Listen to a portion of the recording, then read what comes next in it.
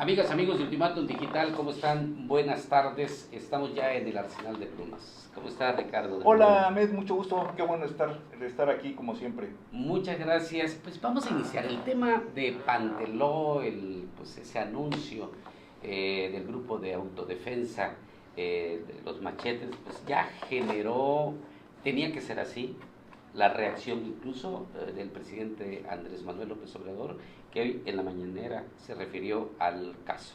Vamos a ver un fragmento de lo que dijo el presidente AMLO y luego comentamos. Claro que sí. Adelante, producción. Gobernación, pero en ningún caso se acepta el que se armen grupos llamados autodefensa. Nosotros no aceptamos eso. Y es nuestra responsabilidad garantizar la paz y la tranquilidad. Y lo estamos haciendo. Y que no usen eso como excusa. Que no digan, es que es mucha la inseguridad, luego entonces tenemos que armarnos. Porque son dos cosas. O es una cuestión politiquera de dominio caciquil en una región, lucha de facciones, de grupos políticos, caciquiles, sin ideales, sin principios, sin el propósito de ayudar al pueblo, sino de tener poder, o delincuencia. Hay que ver de dónde obtienen las armas. Justo le iba a preguntar quién arma a las autodefensas. Sí, ¿de dónde sacaron esas armas? En cualquier caso, y no somos autodefensa, nos declaramos autodefensa y a cometer ilícitos, eso no. Y luego invitamos a los medios, ¿no? Y hacemos una presentación. Y por cierto, ¿no fue ahora El País? Pues, ¿qué te parece, querido maestro Ricardo? Pues es un tema que nosotros hemos abordado y desde que empezó a surgir el asunto de Panteló lo hemos abordado en nuestra página editorial. Sí, claro. Y precisamente el día de hoy se maneja trasfondo de políticos y delincuentes, revela el caso Panteló. Y creo que es el trasfondo del asunto. Creo que el caso Panteló, por las condiciones en que se dio, ya es que primero, como recordarán nuestras amigas y amigos que nos están viendo, como recordarán, se dio aparentemente porque un grupo armado había tomado la cabecera municipal y después se desencadenaron una serie de hechos, ¿no? Llegó un grupo de la Guardia Nacional con elementos de la Policía Estatal, y creo que también iban agentes federales. Así es. Fueron interceptados, los balacearon, hubo 9 heridos. Sí. Y por el otro lado, otro convoy que también se dirigía a la cabecera municipal, fueron interceptados, creo que fue el mismo día, incluso, aunque la noticia trascendió hasta el sábado. Sí. Esto sucedió a principios de semana prácticamente, y en una semana además muy lamentable para Chiapas, porque fue cuando sucedió la balacera aquí en Tuxtla Gutiérrez, el enfrentamiento entre esos grupos. Sí. Entonces se fue como que esto fue así el punto ya que derramó el vaso de agua. Y el otro grupo del ejército también fue interceptado y fueron por un grupo de campesinos y mujeres, niños, y los desarmaron. Así es. Entonces, creo que cerca de Aldama, en la zona de Chenaló, porque son municipios vecinos, ¿no? Una zona en donde hace mucho que se habla de que hay grupos paramilitares. O sea, el antecedente que tenemos es el tristemente célebre caso de Acteal. Así es. Y ahorita, pues yo creo que sí, efectivamente, el caso Panteló lo que está mostrando es esa esa situación de caciquismo ligado a grupos de delincuentes, ¿no? No podría decir exactamente de narcotraficantes, ya que se habla mucho de la cuestión de los narcopolíticos, sí. Pero en Chiapas hay cosas muy curiosas que las autoridades, desde la época anterior, cuando estaba Raciel, se sabía, ¿no? De que te interceptan en la carretera, te extorsionan, porque te paran y tienes que pagar una cuota, y si no pagas esa cuota te destrozan el carro. Si tienes tú la mala suerte de atropellar un perro o atropellar una gallina, ya casi te están linchando. Entonces hay cosas y desgraciadamente yo creo que en una posición errónea de respetar los famosos usos y costumbres, se ha dejado crecer este fenómeno. Sin dejar de lado ya para que comentarlo, porque si no voy a apropiarme del punto. Gracias. El hecho también es de que esto está evidenciando algo que se está notando en estas elecciones, que es la pugna entre grupos políticos municipales. O sea, es algo bien curioso. El cacicazgo municipal. Que eso está más allá de partidos. O sea, claro. Son grupos de familias, compadrazgos, que tradicionalmente han tenido el control. Principalmente esto se da en los grupos indígenas. Y también en los municipios también la veamos. La mayoría de los municipios ya, sobre todo en poblaciones un tanto más, menos urbanizadas, digámoslo así, ¿no? Entonces son grupos caciquiles que tienen el control de la población y que en un determinado tienen la alianza con determinado partido, y son casos de que aquí lo hemos visto, ¿no? De que está primero el marido, después va la mujer, después va el hijo, después va el sobrino y toda la familia y regresan. Y entonces yo creo que esta cuestión es Pantelo. Qué bueno, en mi opinión, qué bueno que el presidente de la República está poniendo un alto. Esto significa que la Federación va a tomar cartas en el asunto. Lo habíamos comentado incluso respecto al caso de los sucesos que ocurrieron aquí en Tuxtla Gutiérrez, sí. Y se señalaba que qué bueno, ya es que de inmediato vino la secretaria de Seguridad, sí. Rosa Isela Rodríguez, porque creo que el crimen organizado y el narcotráfico es como un cáncer, o sea, valga la comparación. Y como todo tipo de cáncer, es preferible atacarlo cuando empieza tiene cura. Así es. Que quererlo desactivar cuando ya está todo el cuerpo fundido. Y creo que aquí es un caso, ¿no? No habíamos tenido ese tipo de problemas aquí en Chiapas. Están empezando a ocurrir, o sea, es la primera vez que en el caso de la ciudad de Tuxtla Gutiérrez tenemos una balacera de grupos de narcos de esa magnitud. Sí. Es la primera vez que estamos viendo el surgimiento de un grupo de autodefensa. Pero creo que aquí las autoridades deben de ser muy imparciales, porque no es nada más, en todo caso, desarmar al grupo de los machetes, sino también ver el otro lado, ¿no? Ver por qué se armaron y cuál es el grupo antagónico, los Eriles o los Herrera, que están muy ligados a la actual presidenta, la presidenta municipal de Panteló, y a su marido, que es el presidente electo, que se da este fenómeno. Así es. Entonces creo que por ahí está el asunto de Panteló. Sí, no, y yo sí quiero puntualizar algo que está trascendiendo. Evidentemente no se mueven solos. El grupo de autodefensa de los machetes no se mueven solos. El presidente Andrés Manuel hoy ha dicho que es politiquería, y ya hay el rum, se está comentando de que el autor de aquella frase, o cuando menos que retomó esa frase del 1,000,000 de amigos, podría estar ahí involucrado. Ya le ponen, se va más allá, ¿no? Que hay algunos personajes desde el Senado, desde Orlando, podrían estar ahí detrás de este movimiento, poniendo zancadillas al gobierno del doctor Rutilio Escandón.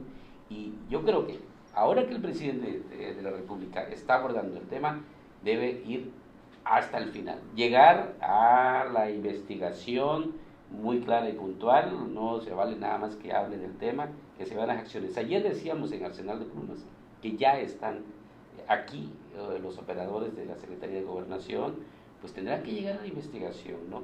Si no están involucrados estos personajes de los que se está hablando, pues tampoco pueden estarlo ahí inculpando, ¿no? Claro.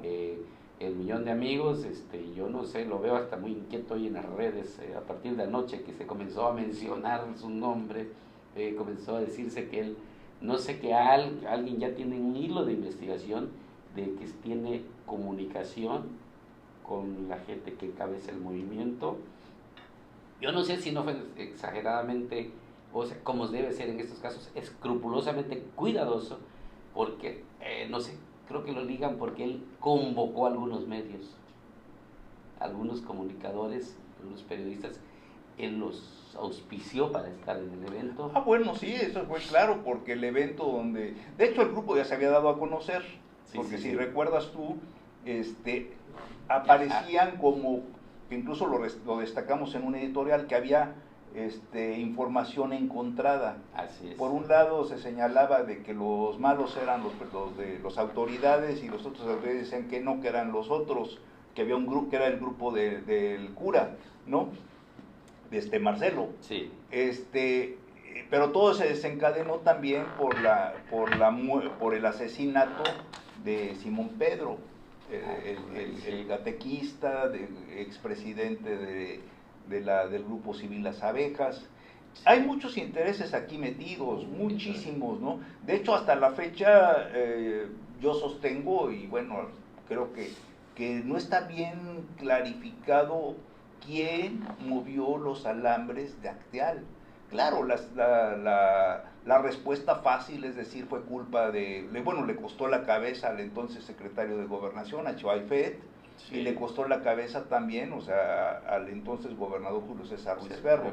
Pero en realidad, hasta la fecha, no se ha sabido quién movió realmente esa emboscada y quién la magnificó, porque fue una jugada perfectamente planeada y cuidada en esta zona, ¿no? Sí. Entonces sí hay muchas manos metidas, y qué bueno que las autoridades federales ojalá lo hagan y busquen llegar hasta las últimas consecuencias, porque sí es evidente que desde la campaña para las elecciones del 6 de junio se notó perfectamente los intereses políticos, sí, concretamente verdes, Morena, priistas. Sí. Comitán, por decir algo, había municipios en donde estuvo perfectamente claro los intereses en conflicto, las alineaciones de las fuerzas. Otros un poquito más revueltos. Sí. Pero sí, ojalá lo resuelvan esto, porque si no nos va a crear muchos más problemas aquí en la entidad. Es cierto. Muy bien, pues ahí estaremos muy atentos para seguir informándonos qué está pasando en el caso de Panteló. Ya es un tema de carácter nacional, claro, e internacional. Internacional, de connotación internacional, pero que vemos que el presidente está hoy hablando del caso, pues ojalá su investigación llegue pues a un buen resultado para evitar, porque eso es sumamente peligroso. Claro. Cualquier cosa que no deseamos, un hecho insospechado de sangre puede ocurrir, como se están dando las causas. No, y lo que te decía, yo creo que la clave es el ejemplo del cáncer, o sea, hay que cortarlo, porque si no después esto va a fundir hacia otros municipios. Así es. Entonces yo creo que ahorita es el momento justo, antes de que esto se extienda más, de actuar con firmeza y sobre todo castigar a los responsables y exhibirlos, porque no sabemos qué manos están atrás. Así es, pues debe llegar a fondo esto para que se controle, como bien dices, antes de que te vaya a expandir a otros municipios. Sí. Y pues, ¿qué te parece el artículo del maestro Pepe Molina Farro? Habla de las declaraciones que hizo el secretario de Relaciones Exteriores, Marcelo Ebrard, pues que el gobierno mexicano está trabajando para reabrir la relación diplomática y comercial con Corea del Norte. Corea del Norte hace mucho ruido, y aquí se va el maestro José Antonio Molina Farro, pues relatando, ¿no?, de las relaciones que ha tenido con otros países y que no ha sido fácil. Este presidente actual, pues se le conoce como un dictador, y aquí hace el recuento el maestro Pepe Molina Farro, y al final nos dice, pues esta decisión política exterior tendrá resonancia, una más, en los Estados Unidos y en la ONU. Yo le invito a que lea completo este artículo del maestro Molina Farro. Y a juicio de la historia, Estribor también trae un tema pues, de carácter internacional, lo que está pasando en Cuba, y luego lo regresa a México, como fue el padre de la patria, Hidalgo, a pues, Benito Juárez. La verdad es que estos artículos yo siempre los recomiendo, léalos completos, nuestro impreso, nuestro digital, porque para entenderle plenamente lo que está pasando y la opinión de, en este caso, Molina Farro, Juan Carlos Mayor, en temas un poco, pues, más globalizados, más allá de nuestra frontera. Pero muy interesantes, ¿no? No, la verdad es que enriquecen ambos, la abordan con conocimiento. Fíjate que a mí tuve la suerte de estar en Cuba justo en la semana en que falleció Fidel Castro. No me digas. Justo en la semana que falleció Fidel Castro, yo que tenía ganas, fui con mi familia, por supuesto, y tenía ganas de ver la Cuba. Ya estaba Castro, ahora sí que ya se anunciaba su deceso de un momento a otro, sí. Y quería ver todavía la Cuba con la presencia de los hermanos Castro en el poder. Y el día que falleció, nosotros estábamos en Varadero, y como dice una canción creo que era no es de Milanes, pero era otro de los autores cubanos, dicen que cuando llegó Fidel, la fiesta terminó. Y efectivamente el día que falleció Fidel se apagó toda la fiesta, dejaron de sonar los sones cubanos, todos los espectáculos de ahí. Y como en todo, porque creo que eso es lo que debemos de entender, como en todo proceso político, yo creo que ningún proceso político se puede ver en colores de blanco y negro. Hay mucha gente que piensa que lo peor que le pudo haber sucedido a Cuba fue la llegada de Fidel Castro. Hay otros cubanos que no lo piensan. A mí me llamó mucho la atención gente que lloró, que estaba llorando, y no eran ni borregos, ni eran acarreados, porque a veces se les da ese señalamiento. Era gente que de alguna manera la revolución los había ayudado a escalar socialmente. Y mientras que en Miami, pues ya es que se hizo fiesta y se celebró la cosa. Claro. Y ahorita creo que es un poquito lo que está sucediendo en Cuba, ¿no? O sea, tengo entendido que hay dos corrientes. Incluso había una divergencia de los hermanos Castro, mientras que Raúl estaba promoviendo la apertura, que iba muy bien con Obama, pero sí, ya se estaba dando, porque finalmente creo que el mejor elixir contra ese fantasma del comunismo que siempre se teme es el desarrollo capitalista equitativo. No el capitalismo salvaje, ¿no? Sino sí, que logra a la gente darle opciones. Y ya Obama y Raúl Castro ya estaban dando pasos hacia la apertura y el restablecimiento incluso de relaciones. Incluso ya se había abierto ahí la embajada de Estados Unidos junto al malecón. Pero llegó Trump y paró todo. Pero también Castro, según tengo entendido, estaba opuesto a la relación con Estados Unidos y regañó en el último congreso al que asistió Castro, regañó fuertemente a Raúl públicamente lo regañó de que él no iba a aceptar que se hiciera esa relación con los norteamericanos. Y ahorita creo que hay pugna en ese sentido, hay un grupo muy fuerte dentro del grupo de poder a favor de la apertura y de la reanudación de relaciones con Estados Unidos, y hay otro grupo que insiste en mantener una estructura cerrada. Y es lo que estamos observando. Así es, ahí está la rebatida. Muy interesante. Así es. Y vamos acá entre nos con Alejandro Moguel, espionaje en la 4T. Bueno, la verdad es que esto, y bien lo dice en el gobierno de Enrique Peña Nieto, fue cuando se dieron una cantidad de cosas.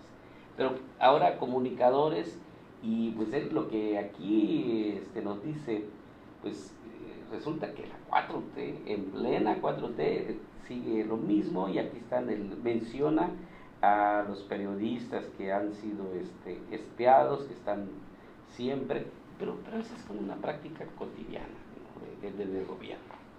O sea, y pues hay una frase que dice, no, la fuente de la información es fuente infinita de poder para que puedas operar, para que tienes que estar informado, pero sí, su énfasis es ¿por qué la 4T? Pues sí, y en todo caso sí hay que ver quién lo está haciendo y sería un terrible error y es algo que no es exclusivo de las dictaduras. Bueno, pues acordémonos simplemente del caso Watergate, creo que es uno de los más y los papeles del Pentágono, en fin, hay mucho en el país representativo de la democracia, ¿no? Y finalmente sí ha habido casos, pero eso es en la Guerra Fría, hubo casos de periodistas, sobre todo en Alemania, había un periodista que le decían, no me acuerdo ahorita su apellido, su nombre, pero fue muy famoso porque se disfrazaba, no le decían el periodista indeseable, era muy bueno, y cuando cayó el muro de Berlín y se tuvo acceso a los archivos secretos de la Stasi famosa, se comprobó que ese periodista, que en Occidente pues era una celebridad porque daba a conocer casos muy impactantes, pues en realidad estaba subsidiado por el Estado de Alemania Oriental. Pero creo que más allá, la mayoría de nuestros colegas los conocemos bien, sabemos que independientemente de posiciones políticas, pues nuestro quehacer es bastante transparente, ¿no? O sea, tenemos siempre, incluso las normas del oficio periodístico es de que tienes que buscar una fuente confiable, o sea, al menos por seguridad propia lo hace uno, ¿no? No puedes estar inventando cosas, y entonces a veces esas tentaciones que tienen los encargados de los organismos de inteligencia estatales es lamentable porque no obtienen nada nuevo. ¿Qué van a poder obtener nuevo? Y al contrario se exponen a que sean exhibidos, lo que está haciendo, que sean exhibidos o sea, sucede un poquito como el cuento del espía chino, ¿no?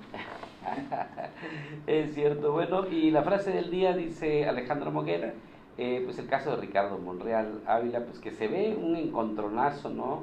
Ya entre un divorcio político, dice él, entre Monreal y el presidente Andrés Manuel López Obrador. Por cierto, López Dóriga entrevistó, ¿no?, a Monreal, y le dijo que él va a estar en las boletas. Sí, claro. Va a estar en las boletas. Oye, pero dice, ¿serás la corcholata que va a destapar de AMLO? Pues es que AMLO lo hizo, es que por eso fue de risa, porque AMLO agarra, y tengo entendido que ya se estaban destapando. No sé quién se destapó primero, pero ya estaban moviéndose, y entonces fue cuando en una de sus mañaneras le preguntaron, y entonces dijo y bueno, en eso tiene razón, que a diferencia de la oposición hay mucha gente que puede sucederlo en el poder, y empezó por Claudia Sheinbaum, después mencionó a Marcelo Ebrard, a 5 gentes más, ¿no? Pero se le olvidó mencionar a Monreal. Y al día siguiente Monreal dijo, pues yo aquí también, yo levantó la mano, ¿no? Tómenme en cuenta, aquí estoy. Bueno, pues cosas que pasan en la política, y también el maestro Armando Rojas Arévalo se cumplió la profecía.